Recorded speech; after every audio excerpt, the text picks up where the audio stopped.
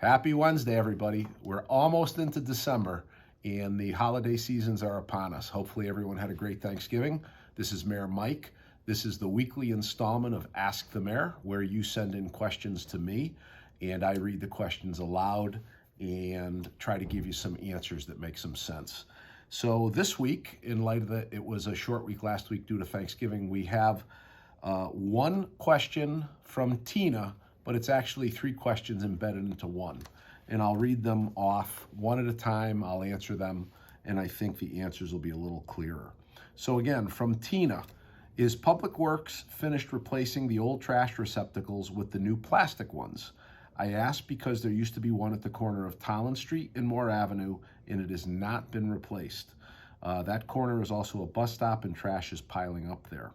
There don't seem to be any trash containers in that area. So I reached out to Marilyn Aponte Cruz, and technically it's Cruz Aponte. My apologies for that. And what she said is she sees no problem adding litter containers, especially at this particular bus stop. She'll have Sal, and that's short for salmonella. He is our trash supervisor, or our bulky waste and trash collection across the board supervisor. So Sal will work on that immediately. The second question, or the second part of the question that comes from Tina, she notices that many, if not most of the people in her neighborhood do not recycle correctly. Tina, that is a big problem across the town. I see trash bags, broken furniture, and other things that obviously don't belong in the blue bins. Would it save the town money if it just stopped offering recycling, since ours is probably not worth much since it is so contaminated? And again, kudos to Tina for one, the observation, and two, for thinking out of the box solution. It just may not be worth recycling. Again, reached out to Marilyn Cruz Aponte, who's our Public Works Director, and here's what Marilyn said. Recycling is mandated, so it's requirement by state law. 48% therefore costs the town $0 for disposal. I fully expect that industry scanning technology improvements may actually allow for a greater amount of contamination in the future. In East Hartford's 53% of the recycling is contaminated, so more than half. Solid waste official, and his name is Cesar, was hired in February of 2022, and he continues his efforts to educate and analyze.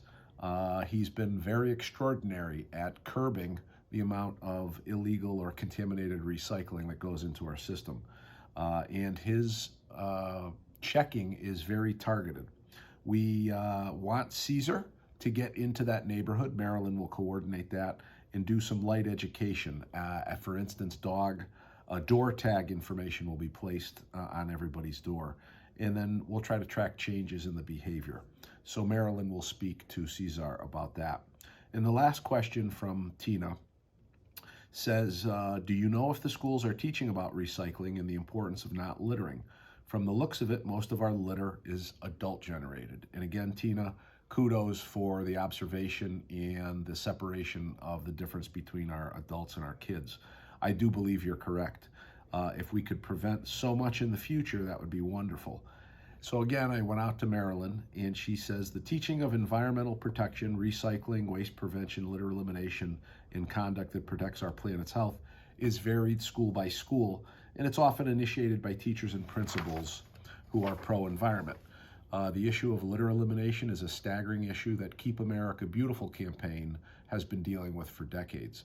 A strategy that has worked is to identify specific locations and educate at these locations. For instance, there may be a stop sign on a roadway just past a convenience store where folks drop off litter after consuming products purchased. She shares a story when she was in New Britain.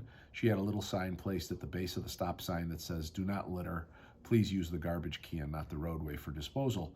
And she noticed that drivers took notice.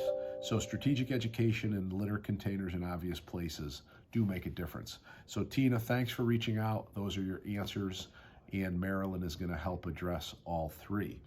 That is the end of this Ask the Mayor question, since we just got one due to the shortened holiday.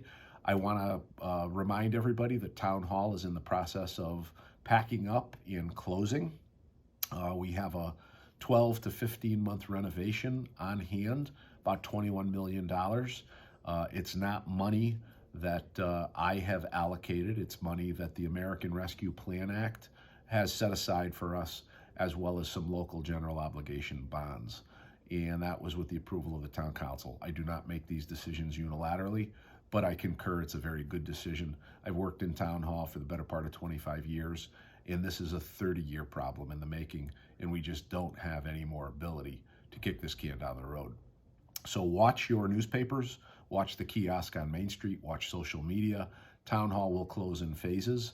It will start in the middle of December, and it will be done by the first week of January, and we will be fully remote at the Community Cultural Center. So again, I encourage everybody get active in terms of understanding what's happening at Town Hall, because it will impact you, whether it's paying tax bills, getting your dog license, or applying for a marriage certificate.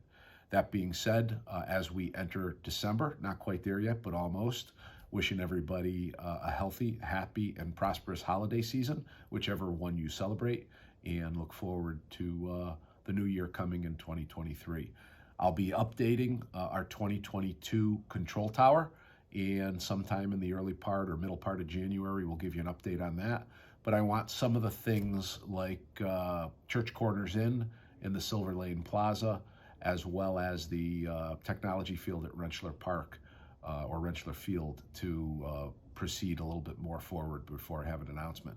That being said, today, our attorneys Pullman and Comley took 2 checks out of Town Hall, one for $4.1 million, one for $425,000. They were deposited with Superior Court, and that's on Silver Lane Plaza. That is the average of the 2 appraisals. We will wait 35 days, and at the end of that period, a judge should, unless there's an appeal of some sort, convey the property back into the town's name. That's a commitment that I made to you back in the early part of 2022. It's a commitment that will move the town of East Hartford forward. These things, like closing Town Hall and like taking Silver Lane Plaza by eminent domain, are not easy, but we're not here to do what's easy. We're here to do what's right for the town of East Hartford. So that being said, that's the Ask the Mayor questions. If you have anything else, send them in to me, and this time next week, I'll provide you answers. Take care, everybody.